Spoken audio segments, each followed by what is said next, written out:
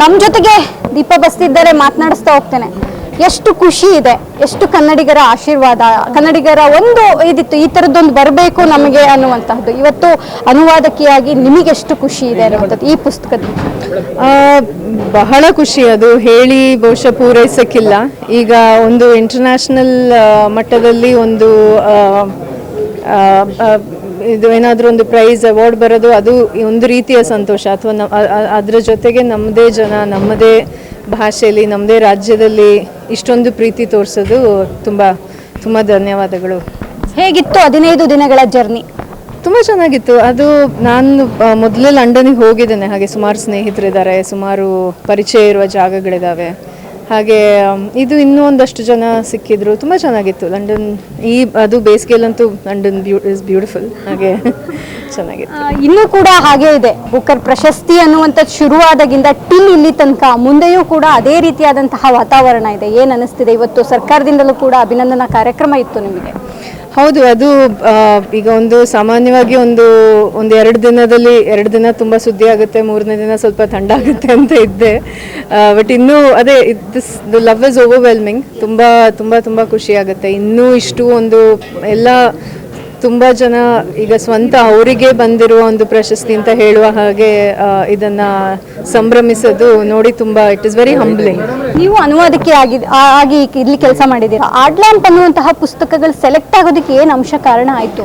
ಸುಮಾರು ಕಥೆಗಳು ಈಗ ಭಾನು ಅವರದ್ದು 6 ಸಂಕಲನದಲ್ಲಿ ಬಹುಶಃ ಒಂದು 60-65 ಕಥೆಗಳು ಇರ್ಬೋದು. ಅದರಲ್ಲಿ ಸುಮಾರು ಈಗ ನನಗೆ ಇಷ್ಟವಾಗಿದ್ದು ಅಥವಾ ಇಂಗ್ಲೀಷ್ನಲ್ಲಿ ಒಂದು ತುಂಬ ಸೂಕ್ತವಾಗಿರುತ್ತೆ ಅಂತ ಅನಿಸಿದ್ದು ಸುಮಾರು ಕಾರಣಗಳಿತ್ತು. ಒಂದು ಅವರ ಇಡೀ ಒಂದು ಕರಿಯರಿನ ಒಂದು ವ್ಯೂ ಕೂಡ ಕೊಡಬೇಕು ಅಂತ ಹೇಳುವ ದೃಷ್ಟಿಯಲ್ಲಿ ಈ 12 ಕಥೆಗಳನ್ನ ಆಯ್ಕೆ ಮಾಡಿಕೊಂಡು. ಕೊಡಗಿನ ಒಂದಿಷ್ಟು ವಾತಾವರಣ, ಅಲ್ಲಿನ ಸಂಸ್ಕೃತಿಯ ಒಂದಿಷ್ಟು ನಿಮಗೆ ಸ್ಫೂರ್ತಿ ಕೂಡ ನೀಡಿರಬಹುದು. ಆ ರೀತಿ ನೋಡೋದಾದ್ರೆ, ಆ ರೀತಿ ಹೇಳೋದಾದ್ರೆ ಆ ವಿಚಾರ? ಖಂಡಿತವಾಗಿ. ನಾನು ಹುಟ್ಟಿ ಬೆಳೆದಿದ್ದು ಕೊಡಗಿನಲ್ಲಿ, ಸುಮಾರು ವರ್ಷ ಇಲ್ಲಿ ಬೆಂಗಳೂರಲ್ಲಿದ್ದೆ. ಇನ್ನೊಂದು ವಾಪಸ್ ಮಡಿಕೇರಿಗೆ ಹೋಗಿ ಸ್ವಲ್ಪ ಕೆಲವೊಂದು ವರ್ಷ ಆಯ್ತು ಅಷ್ಟೇ. ಅದು ಅಲ್ಲಿ ಮಡಿಕೇರಿ ಎಷ್ಟು ಚೆನ್ನಾಗಿರುತ್ತೆ ನಿಮಗೆ ಗೊತ್ತು. ನಂದು ತುಂಬ ಅಂದರೆ ತುಂಬ ಕ್ವೈಟ್ ಜೀವನ ಅಲ್ಲಿ. ನಾನು, ನನ್ನ ಹಸ್ಬೆಂಡ್, ನಮ್ಮ ನಾಯಿಗಳು, ಇದು ಮಾತ್ರ. ನಾವು ಫಾರ್ಮಿಲಿ ಇರೋದು. So very very quiet life. ಹಾಗೆ ಅದರಿಂದಾಗಿ ಬಹುಶಃ ತುಂಬ ಬರವಣಿಗೆ ಇದಕ್ಕೂ ಹೆಲ್ಪ್ ಆಗುತ್ತೆ ಖಂಡಿತ.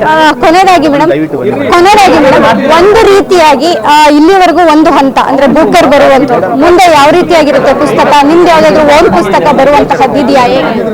ಖಂಡಿತ. ನಂದು ಸ್ವಂತ ಪುಸ್ತಕದ ಬಗ್ಗೆ ಕೆಲಸ ಮಾಡ್ತಾ ಇದ್ದೇನೆ. ಬರವಣಿಗೆ ಮುಂದುವರಿತೆ. ಈಗ ಪ್ರೈಸ್ ಬರಲಿ, ಇನ್ನು ಮುಂದೆ ಬುಕ್ಕರ್ ಬರುತ್ತೋ ಇಲ್ವೋ, ಯಾರಿಗೆ ಬರುತ್ತೆ ಅದು ಗೊತ್ತಿಲ್ಲ. ಆದರೆ ಅವಾರ್ಡ್ಸ್ ಇರಲಿ ಇಲ್ಲದೆ ಇರಲಿ, ಇದಕ್ಕೆ ಬರವಣಿಗೆ ಅಂತೂ ಮುಂದುವರಿತೆ. Thank you so much madam. Power ಟಿವಿಯಿಂದ ನಿಮಗೆ ಅಭಿನಂದನೆ. Thank you. ಇದಿಷ್ಟು ದೀಪಾ ಬಸ್ತಿ ಅವರ ಮಾತು. ಕ್ಯಾಮ್ರಾಮನ್ ರಮೇಶ್ ಜೊತೆ ದೀಪಾ ಕುಕ್ಕವಾಡ, ಪವರ್ ಟಿವಿ ಬೆಂಗಳೂರು.